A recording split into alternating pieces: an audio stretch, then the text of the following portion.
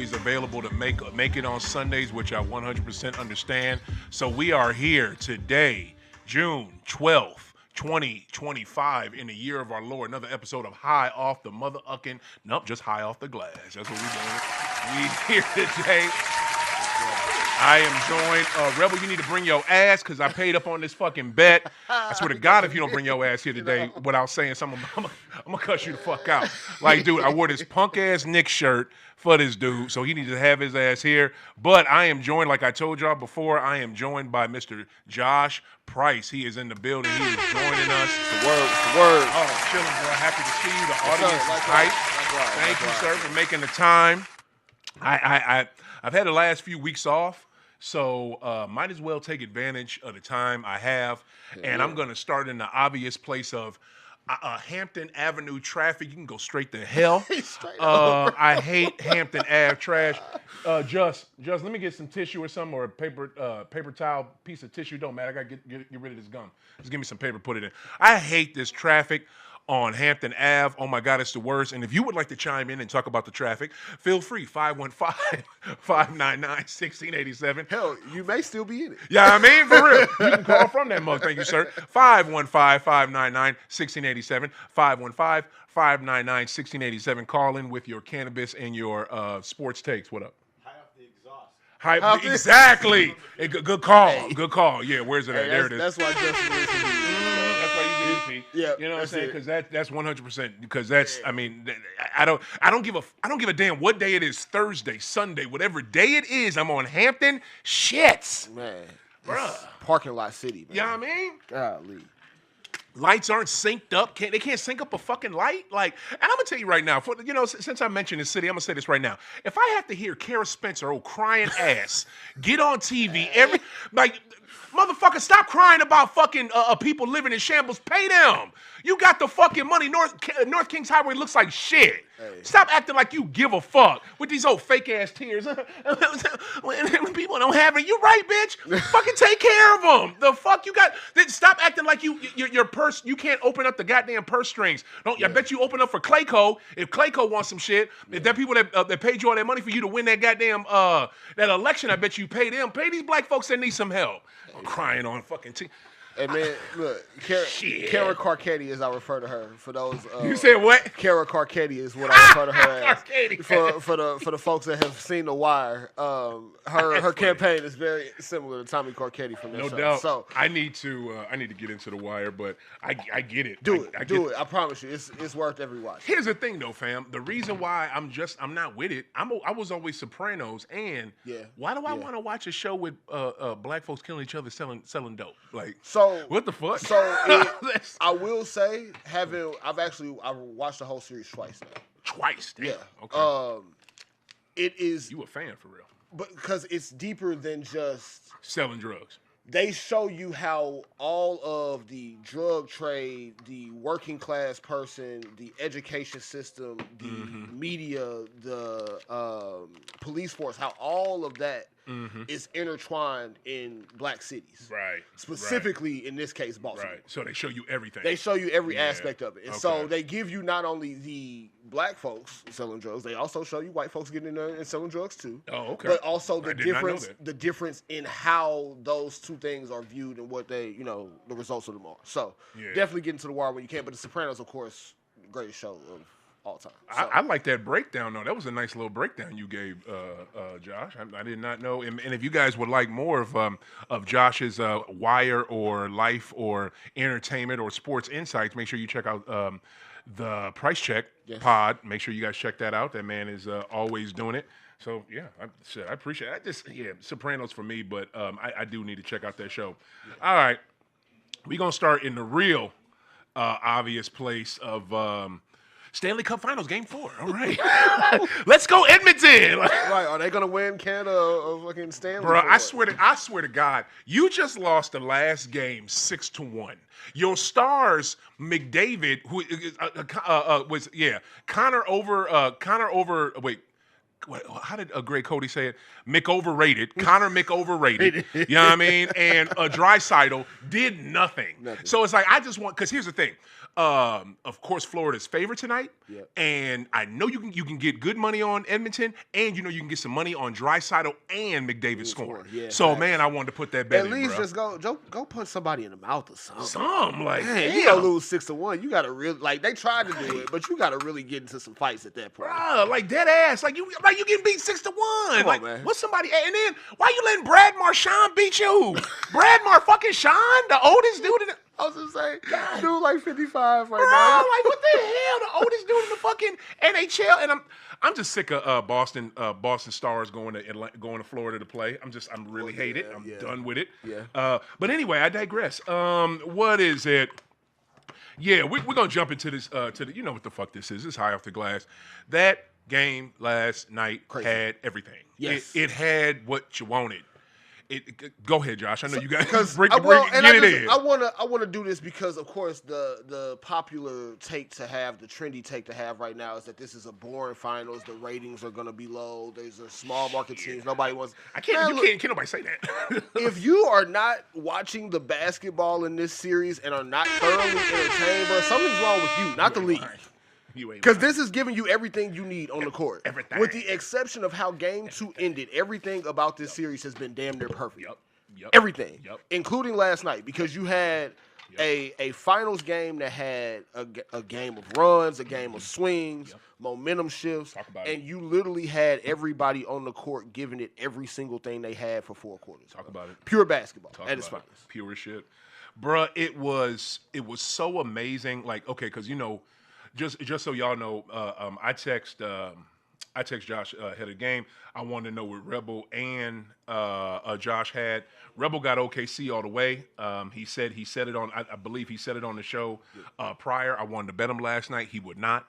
I want to bet him on the wait. Let's talk Kevin Durant joining your team. Ain't Seattle y'all team? No, Seattle ain't my team. Sanchez, what the fuck? Seattle. First off, Seattle don't have a team.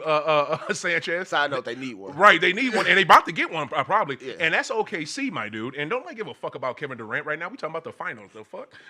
He bringing up Kevin Durant. No, that's the name of the episode, Sanchez. The name of the episode is Who Needs Steph, Bron, and KD? Who needs it? You don't need it. You don't. And look, again, as Lakers fan with LeBron on my team, finals not that disappointing to me at all.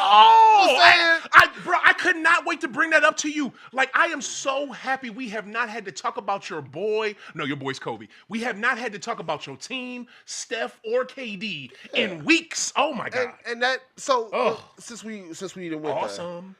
The league's problem is not that you have small market teams or lesser known teams playing in the finals. The problem is they have not done a good job at marketing those teams, marketing why you should be watching their young stars. They have not done the greatest job of putting those teams in a position to be spotlighted. I disagree. The NBA is so good at highlighting their players. That's what they do better. They highlight players better than they do teams. But in the sense of, if they highlighted this series the way it should have been, the talk would not have been. And I guess this is not necessarily a league problem. This is probably more of like an ESPN media problem. Yeah, that's a media thing. That ain't the league. The talk is so much more about what is potentially going to happen this offseason or what's going on with teams that aren't in the playoffs. Mm-hmm. Whereas the focus, again, should be on how good the fucking basketball is on the court right now. Exactly. That's it.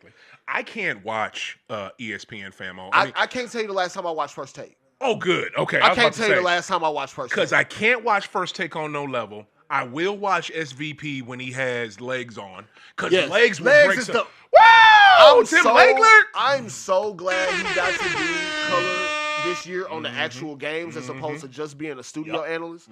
Because Legs is really going to give you some takes, and he also not afraid to say how he feel in the moment. He's not. He's like Van Gundy. Yeah. He will tell you the truth. I respect Legs. I'm surprised he's the only one that they haven't really fired yet. Over there. That's really worth a damn. Everybody else that's worth a damn, they just get rid of them. I pray that he really needs his own show. I think if he had his own type of NBA show or basketball show, like, because I don't know about the Hoop Collective with those brothers talking. That's cool. I like to see it, but the Hoop Collective is cool. But it's watching it. The thing that is the hook for the Hoop Collective is that all of those guys are insiders. So how are they insiders? So like you got like Windhorst, Tim McMahon. You got guys that are around teams, around players. Oh no! I'm sorry. I didn't mean that show. And you're right. I got the names confused because the Rec TV, the guy had it wrong. The one with the four brothers sitting there talking about basketball. Damn. That show. I know exactly what you're talking about. The name is escaping me right now. But yeah, I like that show. Yeah. But I think that ESPN, I'm really interested to see how they handle inside the NBA. Oh Lord. Because this is already a network that does not do post-game shows. Mm-hmm. We go to SportsCenter. We do not go to post-game shows. Because they don't know how to do it. And if you've watched any minutes, seconds of NBA Countdown, it's atrocious. It is. It's atrocious. It is. It's whack as shit. It's atrocious. And they know it. They know it. Like you can't really watch that shit. It's not enjoyable. And again, I don't look to ESPN to tell me. I don't look to ESPN. I don't look to shitty Mad Dog Russo to tell me what's good, because that motherfucker don't know shit about basketball. No. So I damn sure don't go to him. I use my own brain. But like, okay, this is what I was so impressed with that game last night. Number one, just watching it with my lady, had no idea. You watch it, I figured. I'm trying to do a live show over here, and you over here doing some fucking falling around. That was hilarious. Oh, goddamn, I wish I got that on video. That was the shit. My man hit the parkour spin. Right, yeah, I mean, he did a little spin with it. That was hilarious. Oh, I wish I would have seen that. Right on, Just. Yeah, we Boy, I tell you. See, I go back and forth, because I know I'm the host producer, but I don't know if I'm the producer or EP. That motherfucker, he EP'd his ass off just then. All right, so here's the deal. With that game last night, I knew Indy would win because you're not going to drop this game at home. You're going to, now granted, I feel like, and I think I got to look at my box score. I feel like OKC went to the line more than they did, but they were not going to lose that game. Yeah. And it did not matter that, and the crazy part that pissed me off is that when you look at it, the way they came out in the second half, they came out with their hair on fire. Why the fuck weren't y'all like that in the first quarter? Yeah. OKC was like that. Yeah. But then in that second, OKC, they were everywhere. But then the whole momentum switch in the third, like they were swarming, like you couldn't do shit. And that dude, okay, y'all know who it is, who I'm about to say right now. And Josh, you know. Yeah. That motherfucking TJ McConnell. Hey, man. That dude, bruh, look, I already been a fan of his. I picked him last night in my parlay. Can I tell you I was 4 Miles Turner points away from 2 Gs? 4 Miles Turner points away from 2 Gs. Damn, I digress. I'm pissed off. Damn. I had Nembhard. I had what Nembhard did what he was supposed to do. Barely did it, but he got it. McConnell overdid it. Like that dude. Like it was so. Just watching them last night. Him going out there and no, Siakam, do not dribble that ball up. No, Tyler, do not dribble. Nembhard, I don't even want to see. Let TJ run that offense. Yeah. When TJ runs that offense. Shit. Runs the offense, and what he was doing defensively, specifically in the fourth quarter, I think they were down, 95-91. Mm-hmm. Jalen Williams has a chance to put them up 6, turns it over. Yes. TJ lays it in, gets the steal immediately, lays it back in. Dude, and so you go from having a chance to go up 2 possessions. To now it's a tie game, like especially on the road, like those types of momentum swings, man. I gotta tip my cap. TJ McConnell, also Ben Mathurin, man. Both of them.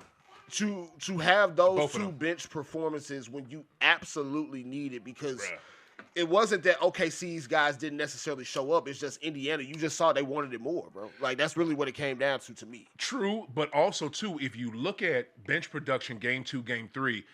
They gave, what is it? I don't have the exact number, but what is it? OKC's bench had like 40-some points. You completely flipped that for game 3. Because game 3, Indiana's bench had all the damn points. There was nothing they could do. I'm just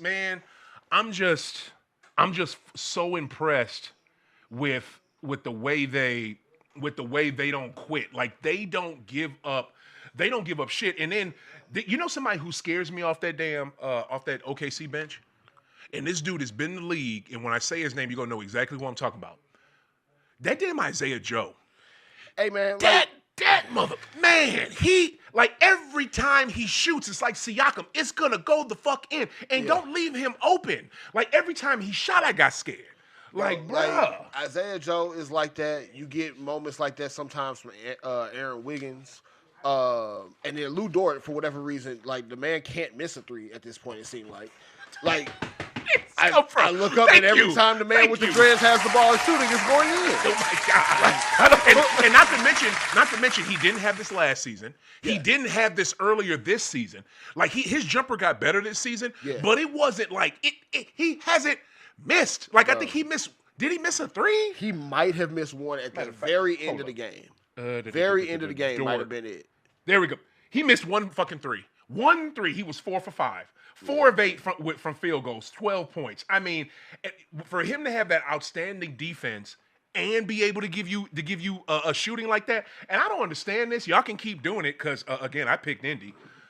Y'all keep wanting to start Carson Wallace or little ass. I get it. So I just don't understand it, bro. Like I know he's a spark plug. He can play bigger than his size, but how many inches is he giving up? Well, like that's stupid. Even like the defensive end to me, I feel like okay, you can kind of get away with him out there. It's the offensive end. I feel like sometimes he just doesn't look like he's as aware as everybody else is on the court. Like he looked at his game 2? Yeah, like he all right game 2, but game 2 it was just kind of a momentum thing. At that point, it was like nobody on OKC could miss after a while. That's true. But last night specifically, and I even said it to start game 1, I wasn't a fan of OKC switching the starting lineup. I think that was stupid. I think when you are at this stage of the season, you keep going with what's been winning. Biggest game of the year, and you. Yeah, I didn't agree with Casey Wallace starting. I actually think that he's more of a spark plug coming off the bench, staying in the role that he's been in all year, versus now having the pressure of as soon as the game starts, we live. Like we got to be into it. Right. 100%. I just I loved him being out there again. I don't know. Here's the thing, though, right? When you look at it, like why would you replace a guard with Hartenstein? But Hartenstein gets out there, he gives you boards and a little bit of defense, but he can't score worth a fuck. He finished with 4 points. Like his average in this series is probably like maybe 6. Now I credit some of that though, and I'm not saying that like Isaiah Hartenstein is a crazy scorer because he's not. But I do credit some of that to Miles Turner, Obi Toppin, and those guys playing defense. 100%. Because the thing for 100%. me for Indiana was, and I picked OKC last night thinking that, again, for a team like OKC in the position that they're in, if this is the level that they're supposed to be ascending to, last night really is a game that you kind of make a statement. Like, we're on the road. We don't care. We're coming in. We got a championship to win. And when it's tied 1-1. You got to take care of business in them spots. Yeah. Much credit, though, to Indiana because they went to a level defensively last night that they had not been at really, I mean, since a couple of early parts of that New York series. Yep. Miles 100%. Turner was everywhere. Obi Toppin was everywhere. Yep. Playing like a madman. That's somebody that even like game 1, I was like, he looks like he's not supposed to be out there. But Obi. Oh my God. Their role players were everywhere they needed to be last night. Credit to those guys. Credit to Rick Carlisle. I said it before the series, say it again. One of the most underrated coaches in the league for sure. Obi Toppin finishes with 8 points, 6 boards, and 1 assist. But it didn't make a 3, but it was 4 of 8 from the field, so he made half his shots. And it's like they're timely buckets. That one, here's the thing to me. The putback. That's it. Thank you. The putback. That putback in the fourth quarter, it was 4 minutes and in about maybe 10, 20 seconds left. With 4 minutes left in the game, that putback to me sealed it. Yeah. I didn't give a shit. And watching it live, like, at that point, I'm like, yeah, this is not the environment for no OKC comeback. And also, to me, OKC's not the team that is just like, okay, we're going to walk down the lead. OKC is the team where I'm going to take my 5-point lead to 15 because we can lock in defensively. I'm going to take this 10-point lead to 18 with a quick run. They're not really the team that you could just have erase points because they're so deliberate. But at that point, I think they put them up like 8 maybe. At that point, with 4 minutes left, when he got that dunk, I feel like that put them up about 6. So like 6 to 8 range at that point, though. But just arena momentum was rocking. Like you weren't doing shit. No, because OKC really needed to be able to get that miss and take it back on the break. But I think they still scored though. They didn't quit. That's the one thing about OKC. They did not quit. Really, to also give OKC a little bit of credit. The other thing that did them in was not being able to get a flagrant call on that Nesmith foul towards the end on Caruso. I didn't think it was a flagrant, but I've also seen them call that I a flagrant. didn't think that was a flagrant. I didn't think it was, but I went into them reviewing it, assuming that they were going to reverse it and call it a flagrant after review. Richard Jefferson to me was pissing me off when you keep talking about wind up. Fuck a wind up, bruh. He's putting he's bringing his arms down hard to prevent him from scoring. That's the whole point. There's nothing worse than, to me, like in Josh, you know this because you know ball. There's nothing worse than when you intentionally foul somebody and they still score. That's the worst shit ever. Oh my God, that's worst. That's like giving up giving up points after an inbound play under your own basket. Every basketball coach I've ever played for encountered. If you gonna foul, make it count. Right. If you're going to foul, do not let them get a shot off. Mm-hmm. So in that case, fully understand what Nesmith was doing. It never looked malicious. He wasn't going after his head. He wasn't trying to take his legs from under him. He was just trying to keep the man from scoring. Thank you. In the finals, we should be able to appreciate them type of fouls. Right. But we have now, because of replay, we've essentially pushed the hard foul out of basketball, which is crazy. Right. And another thing too, since and I brought up Richard, so I wanted to bring up Doris, but before I get to that, since you said fouls, this is the thing that was frustrating the shit to me with Nembhard and Nesmith before I want to say the fourth quarter, because it was like when the fourth quarter happened, I think they put Mathurin on him, and I think it was Mathurin. You can't play defense on SGA where you're. This is the finals, my dude. You're not going to flop your way to a call. You're not going to, because look, the refs, especially that one like ball white dude, I can't stand him every time, no matter who I'm going for. I could be going for Satan's team, and that dude will still give fouls to the other. I could be going for Jesus' team. Jesus could be out there hooping, and he will still give fouls to Satan's team. That dude, all he does is give fouls to the wrong team. That's all he does. Oh my God. God. I don't know if it's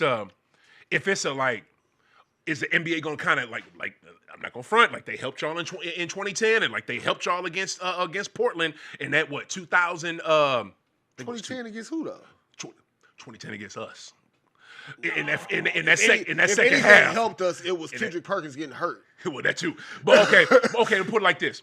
That Portland versus y'all series in, I think that was 2000 and 2001, when Portland was up in the fourth quarter, and then everything goes to shit, and then what is it? LA makes a comeback, and it was all off a call. I don't know if the NBA is trying to help out OKC, but low key it looks like, because please look up their free throw, because I don't have the whole team of free throw numbers, because that'll kill my argument. But it just seems like OKC is getting all the calls. But you can't, Nesmith, you can't play defense like that. Nembhard is trying to play defense like that. Nembhard, to me, number one, is too small to guard, dude. But they keep putting him on him because he claimed he can guard him because he's been playing him since they was kids up in Canada. I get it, but you can't get hit by him, fall back, and then look at the ref, expect to get a call. You don't get a call, then guess what? You too late to recover, and you can't. And he puts up an open shot. To go back to your free throw point, though, OKC did take 30 free throws. Indiana took 22. Now, Indiana made a higher percentage. They made 86% of theirs, whereas OKC only made 76. So, foul discrepancy still, but OKC couldn't knock them down enough to make it count. Right. So it's just all the calls seem to be going towards them. I just can't. I can't go for you just playing just sloppy, floppy defense. You're not gonna. The man is the MVP of the effing league. Yeah. He deserves that call. Yeah. You know what I'm saying? He deserves that call. JT deserves the calls he gets and more because he don't get enough.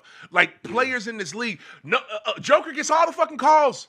He gonna get it because of his skill level and because of who he is. They're just gonna give him the call. So it's just and it was so great. It almost seemed like in the fourth quarter somebody actually coached him up because he stopped doing that. And then Mathurin, we gotta talk about Mathurin. Look, come on, man. I knew he was Benedict Mathurin. I knew he was better than what he was displaying earlier in the series, but he's also a young player. You're gonna have guys like that have ups and downs throughout the playoffs. Last night though, he looked like he had hit a level where he knew that there was only really one dude on their team that could guard him, and that was Lu Dort. Right. And even then, Lu Dort was still giving up some tough buckets. Oh my God. To not only put up 27 points, but do it in 19 or 20 minutes, And on top of that, Right. every single bucket he hit, they needed. All of them. Oh, man. Every single bucket he hit, they needed at the time he took it, bro. So I tip my hat to him because he understood the moment and didn't let the moment get the best of him. So kudos to him because that's he's like 21, 22. He's not an old player. Like, dude is only in like his second or third year in the league. He's the reason why Indy beat the Knicks in Game 4. Like he was the reason, bro. Yeah. Like he literally was that, and he got in their ass so tough. Game 5, he couldn't do shit. Yeah. The Knicks said like, "You're not going to beat us." You know what I'm saying? So like that's how good he was. So for him to have that type of game, and that's a great point by you. All these buckets were needed. Yeah. Like they were super needed. And then it's him doing that, and then you got TJ. It's like him and TJ game was working together.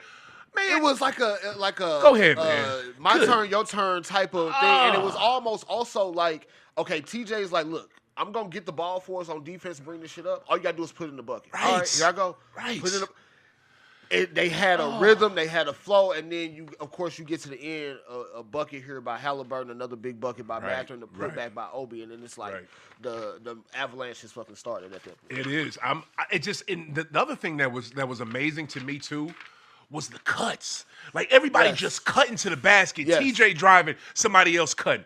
This dude Mathurin driving, somebody else cutting. Matherson's cutting. Neesmith is cutting. Like man, that's what OKC. It's almost like when it was that tit for tat ball. Yeah. Like it looked like it looked like a really like a championship AAU game. Yeah. Man, it was just like back and forth. I don't think there was any plays drawn up, and that's the thing that I love about Rick Carlisle. Rick Carlisle won as a coach with the Mavericks in 2011. Yeah. Rick Carlisle won as a player in 1986 with arguably one of the greatest teams. No, not arguably. One of the greatest teams in NBA history in that 1986 Boston Celtics championship team. And that team coached by one of the greatest coaches ever that never gets talked about, Casey Jones. Because that man was effing excellent. You know what I'm saying? Shout out to his daughter, Brianna. He was quintessential, like, cool, just like you had, Mr. Stylish and Mr. Armani out in L.A. with Pat Riley. You had that in Casey Jones. Like Casey Jones, Chuck Daly, and Pat Riley was them three. Like there was nobody cooler or sharper than them three coaches. And that 86 Celtic team, like it was a lot of times, and Rick has said this, legend has said this, I don't think Casey ever said it out loud, but they didn't draw plays. They just out there hooping like a motherfucker, man. Especially by the time you get to 86, where, we are now in like year 4 or 5 of McHale, Parrish, and Bird together. Like we at a cohesion level that's all time. You had Bill Walton on that team, not to mention coming off the bench. Yep. So like the talent level was so crazy that what we need to run plays for. All right, who got the matchup? Okay, give it to Larry now. Larry's out here scoring 40 left-handed. You out there just trying shit at that point. So man, it's he said you trying shit at that point. But to get back to Rick Carlisle, being able to play alongside players like that and soak that up and put that in application as a coach is a very underrated skill. It is. Rick Carlisle has shown us time and time again that no matter who's on his roster, he can find a way to maximize it. Oh, my God. And I think this playoff run, if nothing else, should solidify that Rick Carlisle is really one of them dudes when it comes to coaching. He is. Because you can't say enough how, regardless of what the talent comparison is, regardless of who has the deeper team, regardless of who has the best player on the court, Rick is gonna always find a way to find an advantage for his team to take, to go after. Right. And last night they were finding a way to be able to get out and run and really wear OKC down over time to the point where, all right, shit, they got a lead, but they too gassed to keep it. Right. Because now we're forcing Shea to take shots that he don't really want to take. Right. Jalen Williams is passing up shots that he was taking early in the game. Because again, end of the third quarter, they were up 6 after Jalen Williams made probably one of the biggest shots that going into that point of the playoffs for him. He was hyped. He was hyped. They go up 6. They got all the momentum going into the fourth. Yep. And Indy came and snatched that shit away in like 2 minutes. They did. Like, they did. It was not a very long time before they really just took control of the game. And I can't tip my hat enough to Rick Carlisle and the coaching staff. I mean, if you look at his numbers, he had 20 and 10, but he was 0 for 6 from 3, 6 of 15 field goals. I'm talking about Mr. Chet Holmgren. Mr. Holmgren, where you at? Because that's the thing. Like, that's also the difference. Listen to what you just said, bro. You just said OKC was tired. When the hell this season has OKC looked tired? It's like that's not been a thing. Like it is crazy.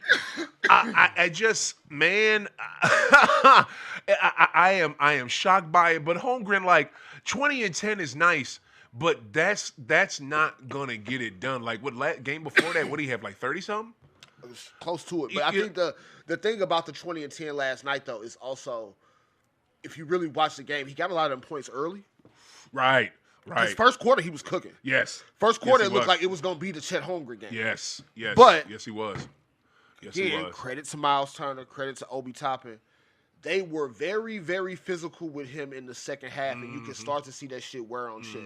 And that was always the question with OKC going into the playoffs last year. Yep. Still a question with them now, especially if they're not going to play Hardenstein. Yep. Is Chet going to be able to hold up when, all right, I got big-ass Miles Turner banging against me in the post. Right. I got Obi Toppin, who's not the same height as me, but is willing to get in my chest. Are you going to be strong enough? Yeah, I'm willing to see me get in my chest every time I come down the court. So can Chet hold up against that? Because if he can't, they're not winning the series. I think he can because, well, no, be honest with you, I'm not sure. I want to believe it. I didn't think that Chet was going to have, because if you looked at his body type at Gonzaga, and then you looked at it, his first year in the league, the man got hurt before. He got hurt in the charity game with Bron. Yeah, he didn't. You know what I'm saying? Didn't even play an NBA minute. Right, but the thing about it, he's bulked up. Yeah. He's bulked up. He's seriously bulked up. For sure. And the crazy part is, excuse me, he's bulked up, but he's still mad skinny. He's still mad skinny. Yeah. You know what I'm saying? So I just think if Chet, this is the thing that I was shocked about, right? Like you said, and I think he's done this in almost every game. He's either not going to give you nothing or he gets off early, and in the second half he's a no-show. Yeah. And the reason why in the second half he's a no-show, he's out there for his shot and he can't drain his own shot. Now all that shit you did in the first half when you was moving good and breaking people and spinning around and or trying to break folks and this, that, and the third, you know what I'm saying? When you was doing all that, you had energy to do it. Why can't you do that in the second half? And then where's your shot at? Yeah, that's all I'm saying. 0 for 6 from 3 is crazy. It is because of that 6. I'm sure 4 of them were open. The fuck? I'm positive 4 of them were yes, open. I saw him, and I was scared when he shot. Like, bruh. But also, for our betting friends out there, pay attention to these games. Chet Holmgren had 10 rebounds in Game 3, but I think like the last 6 or 7 games this playoffs, he's been under on his rebound prop. What? So take advantage because they're probably going to jack that up after the 10 rebound game. If you see anything under like 10.5, under 9.5, go ahead. There you go. Take that under and don't even think about it. I feel you. This is what I'm going to do, right? And ever since I've done it, I think I've only, how many times have I did it last night with SGA. I took SGA PRA, points, rebounds, assists, and I took it at the highest number. Highest number was 46.5. Yeah. I did the under. Yeah. So like, did I ever do that before? No. So I think this is what I'm just gonna start doing, and no bullshit. I'm just gonna take whatever your PRA is or whatever the highest number they give me for points. I'm getting that, and I'm getting under that motherfucker. Yeah. In a game where I expect you to lose. Yeah. Because you're not gonna be able to win. And I'll be able to hit. The team's not going to win if you can't get, you know what I'm saying? And shit. To your point, going in predicting that Indy was going to win. If you think Indy's going to win, there's only but so many ways that they're going to win a game in terms of how that's going to look. Right. So, good chance if Indy wins. Probably wasn't a good Shea game, or at the very least between Shea, Shea, Jalen Williams, and Chet Holmgren. Yep. You probably only had one of them going off as opposed to 2 or 3. Yep. So you start to play them odds in your head. It's like, okay, let me go ahead and parlay some of this together. Yep. Go ahead and take advantage. Now, and you can hold down Chet and Jay. I don't know about SGA, but you can hold down them two. Oh, yeah. For real. Because, I mean, also, as we talking about guys that are hitting props and not hitting them, Jalen Williams' first time hitting his over on his points prop was Game 3.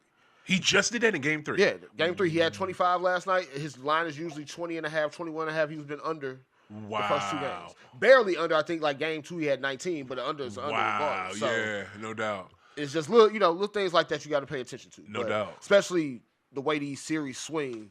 There's certain props you can bank on, whether it's overs or unders that gonna come through every night. Right. I 100% believe that. I sure wanted to play that damn Stanley Cup game, that NHL tonight, boy, because I really think Edmonton can take that. But yeah, I'm definitely going. That's how I'm going to hit it in game 5. I want to give props to Doris Burke though, because here's the thing, right? Doris takes a lot of shit. She takes a lot of shit. Yeah. And we know it's misogynistic, sexist bullshit. Like that's what it is. It's 80. You can't watch that shit and tell me Doris don't know hoops. Bro. Right. Like, come on, man. Come on. Now, you can't tell me that at all. I think 80% of the hate she gets is that. But sometimes she do say some goofy ass shit. And I'm really sick of, like, Doris, you don't have to tell me how old Bron is. We know. Yeah. You know what I'm saying? Yeah. So, but that's also Doris being older white woman in a predominantly black environment. Like, she kind of got to find her way somehow. Like, I get it a little bit. Your way somehow is not to reiterate the same point and be redundant. You know what I'm saying? Hey, that's not your niche. You know what I mean? That's not your niche. But the shit that I see them hating on with her on Twitter and shit, it's just like it don't be like real shit. It just be bullshit. Yeah, you know what I'm saying? I think, but we in an era right now where we got 2 types of NBA fans. You got NBA diehards like us who are shit. We flicking through League Pass night to night. We trying to see what the hottest game is. We want to see everybody hoop, right? Word. But then you got the casual or even less than casual that shit, everything they know about the NBA is what's on social media. Yeah. And even some of the shit they looking at on social media ain't even real shit. You know what I'm saying? Like rumors and shit like that. So you got those 2 sets of fans, and the conversations between them are always like contentious. It's never a agreeable topic. There's never anything like, okay, I feel like Bron is the second greatest player of all time. Well, yeah, I do think he's the second greatest behind Mike, but you should hear this case for this person. Right. It's never any positive debate. It's always either you don't know basketball or like you're a hater. Like there's no in between. Bro. It's never that. It's never that. This is why I want to give her props though. So what is it? Last night they did like 2. I saw 2 shots of Caitlin Clark. One in the second half, she had 2 white, I think 2 teammates that were next to her. They looked like her teammates. And then in the first half, Aaliyah Boston was sitting next to her, but the camera like kind of was just focusing on. And Doris pointed it out like, hey, and Aaliyah Boston is sitting over there because Mike Breen was not going to mention her. He was just going to mention Clark because that's what he was told to do. Right. I appreciate and love her for doing that. You know what I'm saying? I think this woman, number one, like you said earlier, she knows hoops. Number 2, she knows a women's ball. Yeah. Number 3, she's a good commentator. Like I said, sometimes she says some goofy shit, but she's a good commentator. Yeah. I just want to say, ease off the lady because I think she's pretty good. And you can also tell Doris be out there without an agenda, right? Like she's not out there on no like I'm trying to prove who I am to be like the star of the show. Like she's just trying to give you what she sees in the best way that she can communicate it, bro. So always shout out to Doris Burke. Every time I hear her on the broadcast, man, I always appreciative. So no doubt, always good talk. I got to say this because I got this stat from Lebertar's show today. I ain't going to front. Indy has only led in this series, bro. And this is crazy. Indy has only led in this series for 11% of the finals. It's a total of 20 minutes. Well, oh my God. That's all they played. Their like, only what lead in the hell? Game 1 was literally the 0.3 seconds after Halliburton hit the shot, right? Like, so bro, I mean, it's I just that's when I heard that stat, I was just like, oh, let me write that down. Yeah. Like that just threw me right there. Yeah. And that is a credit to the Pacers. They just and your point earlier was a good one, and I wanted to, and I'm glad you said it. I'm gonna bring it back up now. You said they're not a team that can, come back from the comeback from being behind, they have to have a lead and extend it. I thought they were that team, though, Josh. So that's what I'm saying. They could do that type shit. End of the third quarter, you know what they I'm saying? up 6. I'm thinking, okay, well, this is the time where we gonna make sure, okay, the guys that are in right now off the bench, they're gonna be able to hold the lead at least defensively till we get Shea a break, whatever. Yeah. And next thing I know, they just out there. They got sloppy turnovers. Yeah. Guys are taking bad shots. They're not looking to pass at all. Like it got real repetitive. To me, it almost is like they went into the fourth quarter with the mindset of like a regular season game. Right. They forgot it was the finals. After the third. Right. And I think they have a tendency because of, again, going through night to night regular season. You can get away with this. Right. Especially with the amount of talent that they have. You can have some fourth quarters where you can ease up off the gas and that 6-point lead might go down to like 2, but you still put a game off. It ain't no sweat. Right. Or if it's a loss, it's like, okay, we lost that, but we know we really can hold our own in new situations. Right. You can't afford to do that in the finals. Right. Especially not against an Indiana team that has shown us no matter who the opponent is, all right, we down 20. We can bring that lead back down to 10. We don't give a shit. Like, we are not scared. We not going to go away. Like, and so I think if you're OKC, you got to be real careful going into game 4 because this can be a 3-1 deficit. Like, it's gonna get out. It could get out of hand real quick. And it real I quick. just see if they end the game the way they did in game 3, you mess around, let Indy go up 3-1. You might go back to OKC, win 1, but you got to go back and deal with that in game 6 with your life on the line, bruh. Essentially, like, bruh. I don't know, man. Bruh. I don't know. And and of course I didn't get a chance to do it here, but going into the finals, my prediction was winning the series. Okay, what'd you have them in? I had them in 5. I thought they were gonna be able to. I thought they were gonna be able to come in and really lock some shit up. And before, damn, man, you have no. Why do y'all have no respect for Indy? Why do y'all have no respect for them? No, Jesus. It's I'm not sorry, about Lord. It's not a lack of respect for Indy. I was giving more respect apparently than I should have to OKC. Yeah, but that's all it was. It was never a doubt of Indiana being able to. 5 games is no respect for Indy, fam. Stop it, Josh. But hold on. Stop it, bro. 5. But you can have close games and still lose in 5. It's still the NBA Finals. We've had teams lose in 5 where the games weren't blowouts. Yeah. Just saying. You can't say that coming into the series you didn't necessarily think OKC was the more talented team. You can respect Indiana for being able to play above their talent level, which they've shown they can do. Right. But coming into it, my thought was if OKC is the team that they've appeared to be the regular season and playoffs thus far, this is a series that they should be able to win in 5 games. They were not able to do that. I think they can still win the series, but if they lose game 4, they're done. I'm going to tell you like this. If Indy does? No, if OKC loses game 4, they're done. Oh, okay. If Indy loses game 4, are they done? No, because there's a world where they can still go into OKC. That's the thing, right? It's fucked up with Indiana, right? Because they are like a trick bag with this shit because trick bag to the bottom. You can't feel confident on any side of your prediction for real. So for me, you can't. There is a much easier path for Indy to lose game 4 and still win the series than it is for OKC to come back 3-1, even having game 5 and 7 at the crib. Wait, say that again. You said I would think it's easier for Indy to lose game 4, 2-2 after 4, and still win the series, regardless of how many games you got to do it in. Then I believe OKC can come back from 3-1, even having game 5 and 7 at home. 1,000%. This is you make. I bet you all these points you're making now. I bet you wish you knew this before the final started. Now, thankfully, I did not bet any money on anything. I actually did. The only thing that I bet on the series, games 1 and 2 were unders. My under parlay for game 2 hit. My game 1 parlay did not. It was terrible. Yeah. But game 2 parlay hit. But so I didn't pick a betting winner at all before the series. I didn't do any of that. So thankfully I didn't have any money on OKC to win in 5 because that would have went up in flames yesterday. It's funny. Yeah. I picked up some bets. This dude I bet with at work, he just lost the Knicks Indy series to me. So he wanted to bet back. So and he waited till he threw it at me this morning after Indy had won. So, he took OKC after? Yes, down 2-1. And here's the thing. I respect that he even gave it to me because check it.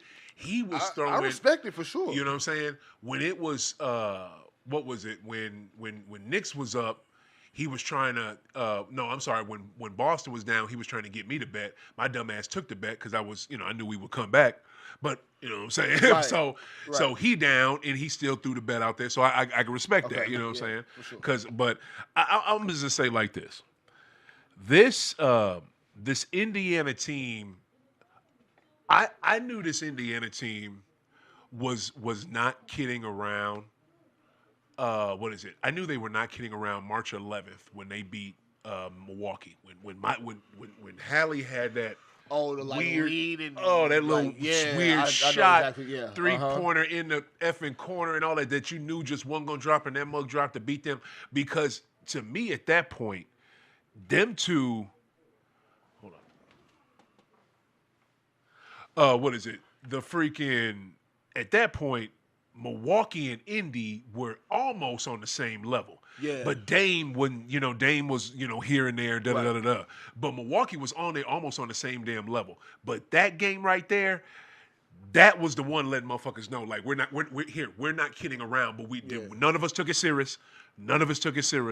And then, what is it? And didn't they win the goddamn the in-season tournament this year? No, Milwaukee did. Milwakie won that. Yeah, okay, my bad. Milwaukee actually beat OKC. Yeah, but exactly. And then, but Indy was right there with them. You know what I'm saying? To win that. Yeah, Indy was the team I think Milwaukee beat to get to the final. You know what I'm saying? So I'm just. This Indiana team, the reason why I took them is the reason why I knew OKC wasn't going to win it this year, and I'm standing on it. I know, look. I'm not putting on a trophy right now and expect it's over. But I really believe Indy in 7 or Indy to win this because Indy has been through this shit. Indy has been through it. They've been through losing on maybe not this finals level, but they know what it's like to lose at the Eastern Conference level. Yeah. They know how to lose. They've lost high pressure games that were crazy. OKC is not. OKC is on a magical fucking run. They have not been tested. This is the first time they've been tested. This is the only team that has been on their level offensively, defensively. They do not know what to do. OKC, like you said, cannot come back. Indiana can. Indiana can not only come back from when they down. In Indiana, this is why the Pacers are so fucking dope, right? Because, like I said before the Boston Knicks series, I thought the only team in the Eastern Conference I respected the most out of the Celtics was the Knicks. Mm-hmm. But it's really low-key the Pacers because, and I hate this, Indiana missed me with it. Indiana's basketball. You motherfuckers didn't invent shit, okay? You didn't invent a goddamn thing, okay? You just got it. You played it because y'all ain't have shit else to do. Yeah. You know what I'm saying? And you had some motherfucking legends come out of there. And I get it. I fuck with y'all. But you're not the end all be all to basketball. That shit gets on my goddamn nerves, Josh. I'm from motherfucking Springfield, Massachusetts, where the shit was invented. Yeah. You know what I'm saying? College Street and Valley Road. Like, that's my fucking hood. So, man, you missed me with that Indiana invented basketball. So, anyway, going back. This Pacer team, they can come back from being down. They can get leads on you, and they don't. And the thing, it is my point. They lull you to sleep, bro. Yes. Like, they lull teams to sleep. Like, okay, we got this. We ain't got to do nothing with it. And they say, oh, why are we down 3 and it's only a minute left? What the fuck? What happened? Like, that's what Indy does. Like, that's why they're so good.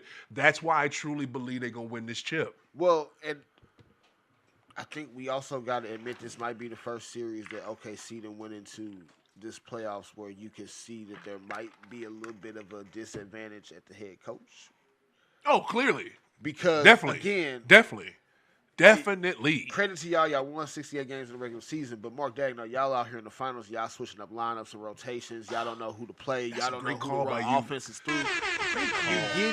You're getting cute at the wrong time, man. Motherfucker. You're getting cute at the wrong time, and you got a coach in Rick Carlisle that has not only been to the finals now with multiple teams, he's gone to Eastern Conference finals with multiple teams in the East. He's seen so many different attacks, offensively, attacks defensively. He's seen it all at this point. There's nothing that he's not confident that he can overcome. He's going to have a game plan for everything. His team is not going to give up no matter what the deficit is. So you have to, just like Indiana has to be prepared for how OKC swarms around the ball defensively, you have to be prepared to guard everything for every minute against Indiana. 100%. 100%. You cannot slack. You cannot let up. You cannot play. You can't take possessions for granted. You cannot be lulled to sleep because that's their whole point. And I'm going to tell you one thing. When you said getting too cute, you know the first thing my mind went to? First thing my mind went to is when Belichick just want to get too motherfucking cute and we blow championships. And I mean literal championships. Literal championships against the motherfucking Eagles who were quarterback Nick Foles. By this motherfucker named Nick Foles. His name was, we lost to a motherfucker named Nick. Foles is the goddamn Patriots in the middle of fucking Ghost Prime. Fuck!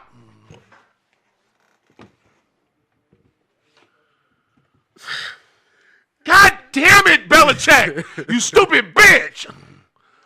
You stupid. My man gonna blow a gasket, bro.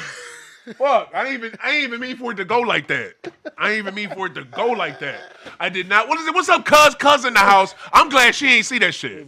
I'm glad she ain't see that shit. Hey, my man. Bruh, like, for a second. He just, but look, come check it, bro. Check it. You just said get cute and he in the NBA Finals. Dagnall is doing that. Yeah. He's getting cute in the NBA Finals. Yeah. I've seen Belichick, supposedly the greatest coach ever in NFL, get cute in the motherfucking Super Bowl. It was the Super Bowl against the Eagles. The quarterbacks, they were... Nick Foles.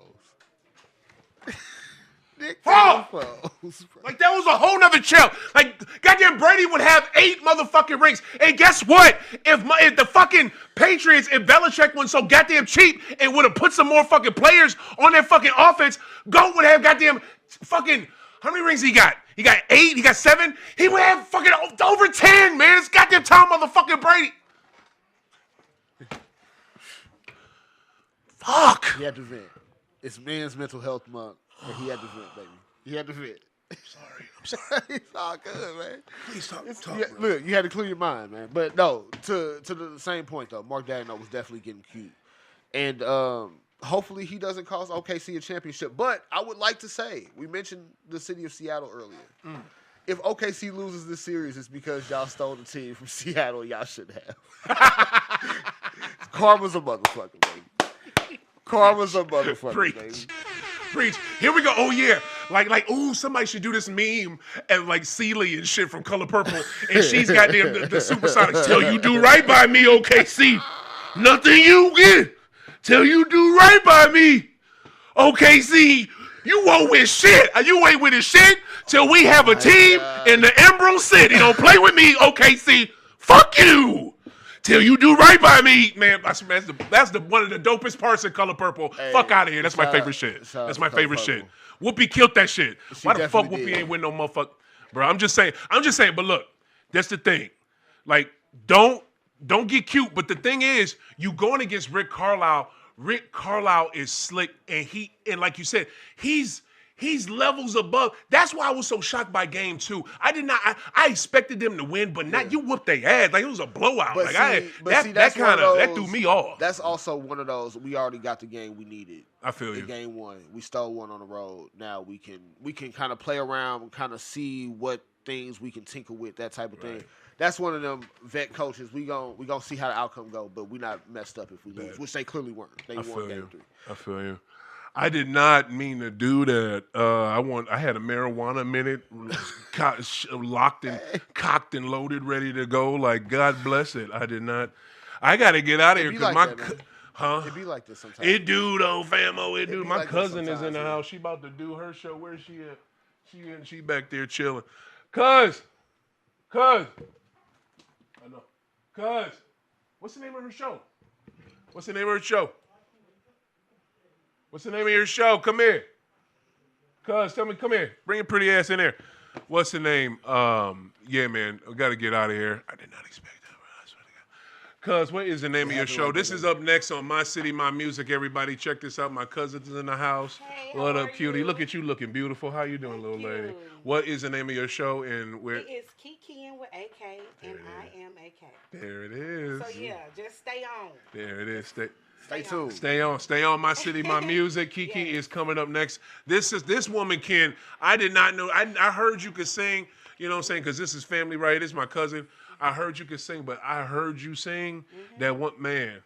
That was dope. That was dope. We got to get up out of here. Yeah. Yo, Josh, tell the people where they can find you at. Hey, Price Check Pod, man, on all socials, man. We've been a little hiatus. We're getting some things prepared for a little bit of a different rollout coming the fall. So, still going to be sports, but we're going to add some culture stuff to it, man. We're going to make it real fun. So, stay tuned. Stay with us, man. I love y'all. Keep smoking. Keep hooping. We out. Deuces. Indy about to win this.